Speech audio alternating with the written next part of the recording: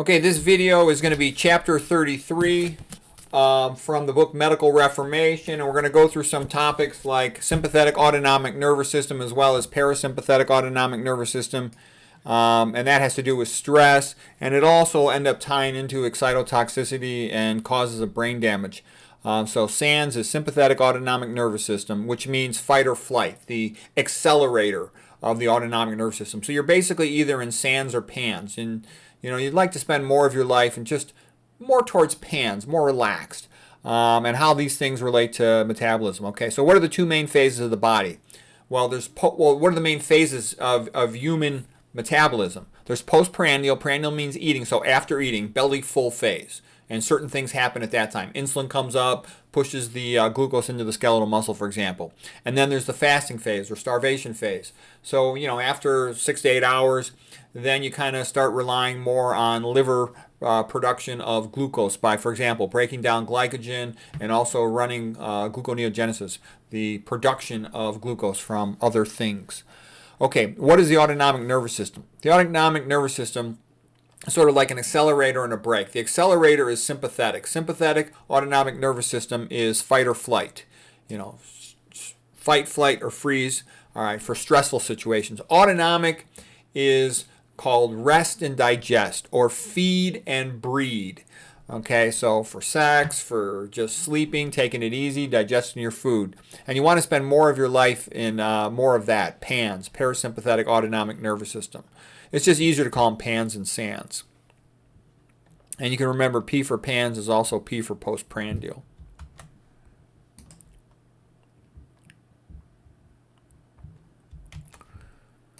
Okay, let's see. Why does the body separate the two? Because they're different. Because the body has limited resources. Okay, it has a limited amount of blood, a limited amount of ability to make ATP, and it also needs to sleep to clean the neurons at night. So SANS is like for the hunger phase. It'll perk you up. Like when you wake up in the morning, you get a burst of cortisol to give you energy, to raise your blood glucose levels, so you'll have the energy to go find some food. In addition, you get ghrelin from the stomach, G for ghrelin, G for gastric. It kind of activates your hippocampi, your memory centers, makes you more alert. A hungry animal needs to be smart so it can go find some food. What's the best time to sleep? When you got a full belly at night, okay? That's why you want to do your challenging intellectual work first thing in the morning when you're smartest. When an animal's got a big belly, it don't need to be smart. It's a good time to go to sleep. Okay, sympathetic activation can be mild, moderate, or complete. A mild sympathetic is just waking up in the morning, going to school, going to work. Moderate sympathetic might be studying for your exams, a little bit more serious, or getting ready for an athletic competition. Okay, complete SANS is when there's real, true physical danger. You're walking down a path in the forest and all of a sudden there's a bunch of coyotes in your path, okay? Or being chased by a tiger in the dark. That's the metaphor that all medical students use to learn the manifestations of stress, okay? Blood pressure goes up, your heart rate goes up, your pupils dilate, you get a little sweaty, you become more blood's diverted to your muscles so you become stronger, you can run faster. Blood to the gut is shut down. When you shut down blood to the gut, that can also increase your risk of leaky gut. That's why excessive stress will cause leaky gut.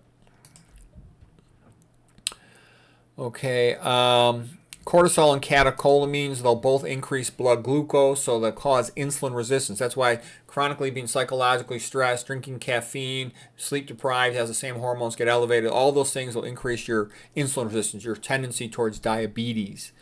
A little bit of stress is what you need for an acute physical situation, but chronic high rates of stress tend to increase your risk of obesity, of course, because you got elevated blood glucose and lipids and more tendency towards diabetes. I used to know a lot of good surgeons who were fat, and I think it's because they were stressed out. They're working long hours, often on frequent call, and taking on these incredible workloads. Okay, the old joke used to be that surgeons are the best people to marry because they work all the time, they make lots of money, but they're never home, they never spend any of it, so the wife just gets to spend all their money.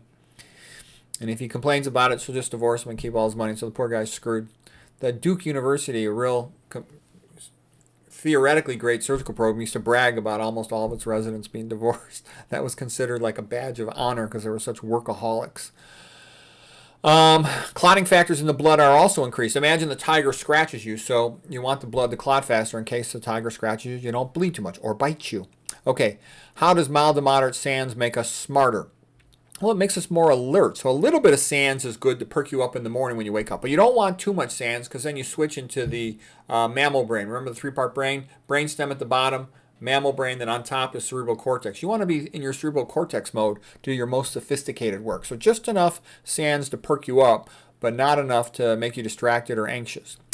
Cortisol increases the release of glutamate neurotransmitter in the hippocampus of the brain. That's about 90% of brain neurotransmitters are glutamate. It's excitatory neurotransmitter. Okay, GABA is about 5%. That shuts things off, and all the other ones you've heard of are all the rare ones, about 1%. Serotonin, dopamine, acetylcholine, norepinephrine, etc. Complete SANS makes us stupid because it makes us like an animal trapped in a corner. It just fights. Okay, it doesn't think a lot. Complete SANS is just pure instinct, and it's fast. Again, a mammal reacts fast without a lot of thought. The Yerkes-Dodson curve of intellectual performance increases with mild to moderate stress. So you want enough stress to have you ready to go, hyped up, good blood flow to your muscles, but not so much that you're anxious. Okay, why should we care about our stress level? Well, you want to get it right so you can perform optimally. Again, enough to get you energized, but not so much that it gets you anxious. What does PANS do? So PANS is for postprandial.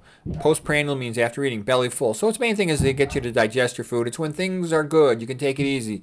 You had a nice meal. You go to a movie with your girlfriend. Okay, you have a nice meal. You're in a good mood. You're relaxed.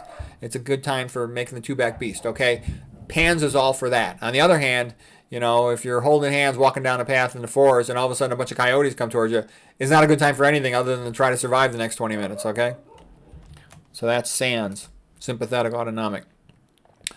Okay, it facilitates digestion and all your digestive enzymes and all that stuff. So PANS is rest and digest, feed and breed. And rest is when the body repairs itself. It's the best time for healing anything. It's the best time for the brain neurons to clean themselves. They can't go offline in the day. You're busy awake. You got to be alert to survive. And when you're asleep, the neurons can release their pump their waste products into the extracellular matrix, and then the cerebral spinal fluid permeability is increased to the brain parenchyma to rinse away the waste products. So you clean your neurons and they're fresh in the morning and ready to go. The brain has to maintain precise neuronal gradients in the daytime while you're awake, negative 65 millivolt plasma membrane electrical potentials. Okay, that's why we have a blood-brain barrier in the daytime and after eating to keep the brain parenchyma precise in its ionic gradients. Okay, so PANS and SANS are a little bit like a seesaw. When one goes up, the other goes down, and you'll often have a certain amount of balance of both of them. But it's kind of good to understand a little bit how your body works, and you can kind of tweak it to get the best results. The brain hormone of SANS is cortisol, and kind of the brain hormone opposites of cortisol are oxytocin and melatonin. Melatonin is especially for helping you sleep, and it's also an antioxidant. Okay, oxytocin is especially for feeling warm and safe and loving, so it's the love hormone, whereas cortisol is a stressed out, hyped up hormone, insomnia. Okay. And you need cortisol. Without cortisol, you wouldn't be able to handle your acute stress events, and you need to handle those to survive. But you want more oxytocin, love in your life, and more sleep. Most of us do. Okay, oxytocin, you feel safe, all good. Okay, sodium and calcium are the electrolytes that promote SANS. Yeah, if you're eating more sodium and calcium, you'll trend more into SANS. So this is a little bit of the kind of stuff that relates to food and mood. So people often dramatically improve their moods when they go from eating a meat diet with processed food that's high in sodium and calcium to a plant diet that's more high in potassium and magnesium. Okay, these promote PANS nervous system. Magnesium, think of M for magnesium, M for mellow out. Okay, it blocks the NMDA receptor for glutamate in the brain and hippocampal neurons, so it'll decrease excitability of the brain central nervous system. The vitamins in plant foods like vitamin C help promote PANS. The toxins in meat and processed food like iron help promote SANS. Because again, you want to go into SANS when you need it, but you want to spend more time towards PANS. Most of us spend too much time in SANS, sympathetic autonomic nervous system. Okay, the SAD diet has a tendency to promote SANS. It has an excess of sodium, calcium, and iron, and a relative lack of potassium, magnesium, and vitamin C. So again, this is food and mood, because it's been shown in children, it's been shown in adults, and I know from my own personal experience that I mellowed out in a good way as I became more of a vegetarian and a vegan. Okay, we talked about the brain cleans itself when it sleeps with the lymphatic system. I had a whole separate chapter on that. Okay. Oh, another reason I said, one of the reasons why I believe in God is the complexity of the brain. Gosh, there's 100 billion neurons, and there's about 10 times as many supporting cells, and then there's like over a trillion synapses, and then they have to connect to all the other parts of the body. That's just way too complex to correctly happen all the time in all these people. It's amazing, the primordial soup metaphor of a bucket of pond scum with a lightning bolt creating modern sophisticated life. It's nonsense, okay? All right, lymphatic. We talked about lymphatic system to clean the brain. Getting a little redundant here. We're smartest when we wake up in the morning because our brain cells are cleaned. How can we induce PANS? Just by mellowing out, or you take a big nap and that can get you to sleep. Also, things like beautiful nature, thinking about your purpose in life, being around people you like. Love of nature is called biophilia. All those things make you feel good. That's why really rich people, they always buy a house in nature, like on a hill next to a lake. Okay, so they got water, so they have a beautiful view. Humans just like that. The painting that will put you very quickly in that mood is Among the Sierra Nevada Mountains by Albert Bierstadt. It's like the most beautiful landscape painting ever made. Among the Sierra Nevada Mountains by Albert Bierstadt. Okay, let's see what's next here. Having a pet dog makes you happy. Being around friends, all these things relax you. Listening to Christian music, it's beautiful and it's soothing. A nice shower relaxes you. We talk about the importance of having a good carbon water filter, at least to get the estrogenics out of there. Even better, to sometimes remove some of these other things. The chlorine is also removed by the carbon filter. Doesn't remove fluoride though. You'll need a reverse osmosis, and potentially some of those newer things can do it. Distillation can too, but distillation's cumbersome. Okay. For men, making the two-back beast helps them a lot to sleep. According to my wife, it's not as helpful to women. Religion can increase PANS by giving a person a sense of purpose, meaning, and safety. The way we induce SANS, let's see. My coach used to always say to me, "Stay hungry and you're smartest." But that's a complex subject. We'll get into that later. In the early waking hours of the morning, I'm not hungry because my blood glucose is maintained by cortisol. Oh, the reason I don't eat when I'm doing academics for the day project until I'm all done is because as soon as you eat, your IQ drops like 20, 30 points. You feel sleepy and dopey. You can't read so well anymore because you're overdoing the PANS, the parasympathetic. Okay, anytime you move, that's SANS. That's another reason why if you wake up at night to void, don't move around too much. Don't get carried away with your movement. Do what you got to do and get back to bed, because the more you move around, the more you're activating SANS, and the harder it will be to go back to sleep.